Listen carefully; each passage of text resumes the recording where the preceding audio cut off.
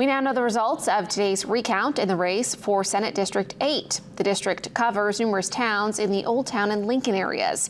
Democratic incumbent Michael Tipping was up 117 votes over Republican Leo Kenney after election night. Kenney and his team called for a recount. Just after 7, state officials sent out those final results. They say the final recount tally expanded Tipping's lead. He reclaims the seat by a 132-vote margin. We were able to speak with Tipping and Secretary of State Shenna Bellows before these results came out this afternoon. I mean, this is part of democracy. We get to count every ballot here and make sure down to the decimal point that everything is correct. I think that's important. I think it's important for everyone to know that the elections are safe and solid and the results are real.